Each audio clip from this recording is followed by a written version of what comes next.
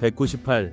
똑똑한 보수 지식인들에게 나는 현재의 계엄과 탄핵 사태에 대한 이른바 보수주의자 언론인, 지식인이라 알려져 있는 두 전직 언론인과 카이스트 교수 한 분에 대해 말하려 한다. 이분들에 대해 나는 가능하면 공정한 평론을 하고 싶다. 보수 우파로 하여금 깊은 자성을 해야 한다는 주장에 대해 나도 그분들의 생각에 많은 부분 공감하는 편이다. 그러나 나는 그들의 진영적 관점을 걷어낸 채 잠옷 초연한 듯한 시각을 갖는 것은 현재 한국의 정치 내전 상황에서 한낱 위선일 수 있다고 생각한다. 그들의 논조 어디에도 윤 대통령이 비상계엄 선포한 이유로 말한 국민의 삶은 안중에도 없고 오로지 탄핵과 특검, 야당 대표의 방탄으로 국정이 마비 상태에 있어서 반국가 세력을 척결하고 자유헌정 질서를 지켜야 한다. 라는 부분에 대한 문제의식은 없다. 마치 아무 일도 없는데 대통령이 돈키호테와 같은 짓을 했다는 식이다. 윤 대통령은 마치 아무 일도 없는 듯이 연명하며 이 임기를 채울 수는 있었을 것이다. 하지만 이번 일은 대통령의 두 번째 담화에서 계엄령이 위기 상황을 알려 헌정 질서와 국헌을 지키고 회복하기 위한 것이라고 밝혔듯이 결과적으로 한국의 정치 현실을 수면 위로 드러나게 했다. 이런 실존적 위기에 대해 그들은 아무런 문제의식이 없다. 위 세 사람의 시각처럼 윤석열 대통령을 그냥 최악의 대통령으로 평가하면 되는 것인지 생각해 보아야 한다. 특이하게도 그들 이른바 보수 측으로 알려진 지식인 중에는 윤석열 대통령을 혹평하면서 이재명 대표에 대해서는 언급하지 않거나 양비론적으로 언급하고 지나가는 경향이 있다.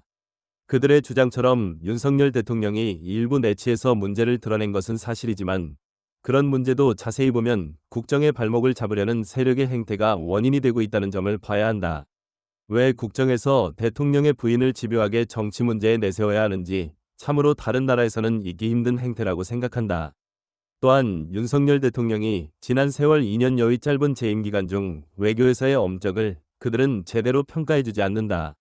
윤석열 대통령은 한국이 한미동맹을 토대로 서방의 일원임을 분명히 했다.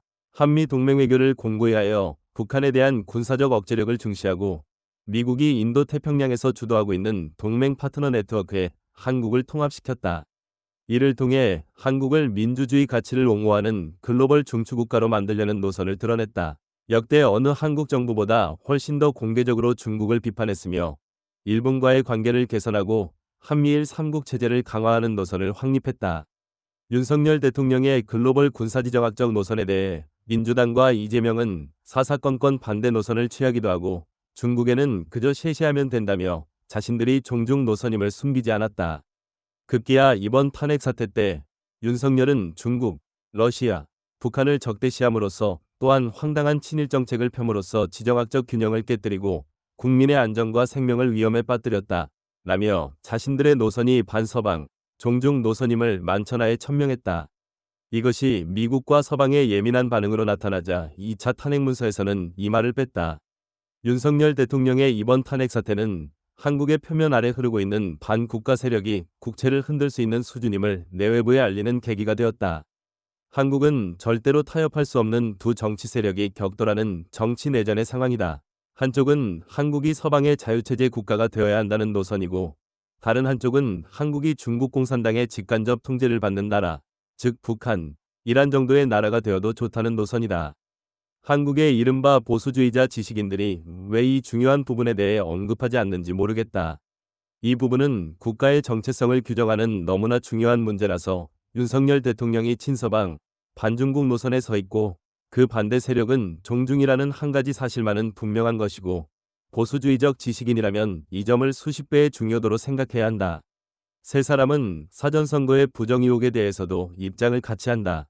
사전선거의 부정 의혹에 대한 위세 사람의 입장은 꽤 완고해서 그런 의혹을 제기하는 사람을 싸잡아 부정선거 음모론자라고 폄훼한다. 하지만 그들이 무엇을 근거로 부정선거는 없었다고 확신하는 것인지는 별로 말하지 않는다. 수많은 의혹이 제기되고 있다면 사전선거 제도에 문제가 있는 것은 아닌지 면밀히 살펴보는 것이 지식인의 태도일 것이다. 한국은 사전선거 제도가 조심성 없이 무한 허용되어 전국 3,600여 개소의 투표소에 아무데나 들어가 투표할 수 있게 되었다. 투표의 편의성을 위한 새로운 제도가 생겼는데 중요한 것은 이 제도가 본 선거만큼 선거의 무결성을 보장할 수 있어야 하는데 투표소에는 투표인 명부도 없다. 사전선거 제도에 우려되는 한 가지 예로 자주 거론되는 것 중 중앙선관위는 사전투표에서도 본 선거투표처럼 무결성을 보장하려면 투표감독관의 도장을 찍어야 한다는 보수 우파의 주장을 끝내 무시하고 지금까지 투표지에 미리 인쇄된 도장이면 된다고 밀고 나가고 있다. 이것이 얼마나 투표의 무결성을 해칠 수 있을 것인지는 조금만 생각해보면 짐작할 수 있다. 투표지 행랑이 움직이는 수십만 물류망도 현실적으로 지킬 수 있는 방법은 없다. 나라를 걱정하는 보통 사람이라면 사전선거 결과에 의구심을 갖는 보수층을 음모론자라며 빈정거리기에 앞서 먼저 한국의 사전선거 제도의 무결성을 높이는 방안을 고민하는 목소리를 내야 한다. 세 사람이 보수층을 봉건적 사고로 윤 대통령을 묻지마 지지하는 것이라는 지적은 한편으로 맞는 주장일 수 있다. 국힘당은 자당의 교육 프로그램도 없고 대권 후보자를 키워낼 비전도 없이 선거 때만 되면 그때 인기몰이를 하는 사람을 급히 영입한다. 윤석열 대통령도 검사에서 갑자기 그런 식으로 영입되었다. 그러니 진정 대통령직이 무엇인지 모른 채 대통령이 되었을 수도 있다. 그러나 그의 외교, 지정학적 안목을 보면 대통령이 된 후 세상을 보는 지평이 넓어졌다는 생각이 든다.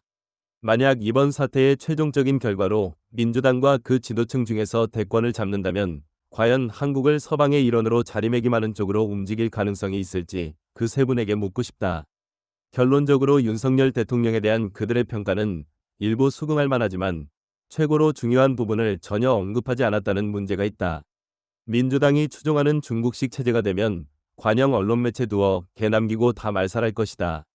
민노총과 각종 시민단체들은 1순위로 없어질 것이다. 산업계도 진정한 기업가와 대기업은 도태되고 보조금에 찌들고 기업을 연줄로 하는 것으로 아는 좀비 기업만 존재하는 나라가 될 것이다. 종국의 한국인은 돈이 없어 해외여행도 하나 못하는 형편이 될 것이다. 그러나 이런 모든 일이 닥치기 전에 한국의 지정학적 구도를 깨려는 정치적 불장난은 이 땅을 최악의 전쟁 소용돌이에 빠지게 할 위험성이 크다. 이런 불구덩이로 한국을 몰아가려는 세력에 대한 경계심을 일반인들에게 깨우쳐주는 것이 지식인의 우선적 책임이라고 생각한다. 이른바 진보라는 사람들에게도 책임없는 자유, 방종이 불러오는 세상이 무엇인지 지식인은 어려움을 무릅쓰고 일깨우려는 책임감을 보여야 한다. 친중 노선을 분명히 드러낸 이재명과 민주당의 국가 정체성을 둘러싼 극한적 위험을 생각한다면 위의 지식인층은 저들의 무자비한 탄핵 속도전이 무엇을 의미하는지 먼저 비판해야 한다. 대통령 권한대행마저 탄핵하고 탄핵 심판이 안 된 대통령을 관행에도 안 맞는 법원에서 내란죄라고 적시해서 체포영장을 발부하는 조급증은 무엇을 의미하는 것인가. 한국의 보수주의자들은 위 지식인들처럼 글이나 말로 분석하고 주장하는 데는 약할지도 모른다. 원래 보수란 이념보다는 전통을 존중하며 평범하게 사는 태도다. 그러나 이 땅의 보수주의자들은 이번 사태가 한국의 장래를 놓고 벌이는 타협이 불가능한 정치 내전임을 본능적으로 느낀다. 그러니 이른바 보수주의 편으로 알려진 지식인들은 너무 양비론적 평가나 하지 말고 이 나라를 중국의 소나기에 들어가지 않도록 국민에게 경고하는 데에도 신경 써주시기를 바란다. 지금 한국의 보통 사람들은 선택의 여지도 없이 중국의 의세에 눌린 변방국가로 전락할지 모른다는 두려움에 휩싸여 있다.